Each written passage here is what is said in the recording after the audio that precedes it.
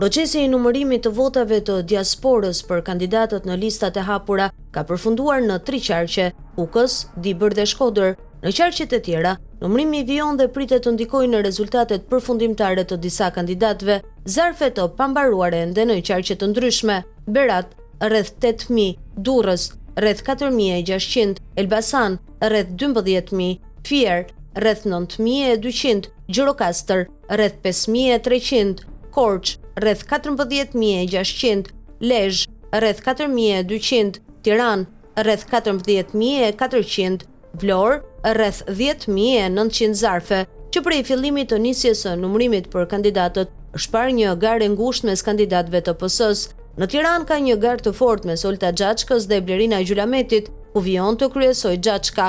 Garë ka edhe ndërmjet Ornaldo Rakipit dhe Xhemal Çefalis. Rakipi kryeson me 447 vota më shumë. Në Lezhë, Admir Kadeli shpreson që me votat e diasporës të bëjë rokad kundrejt Marieta Anelës, e cila kryeson me 433 vota. Në Korçë shpreson për një mandat Enslem Vera Zake.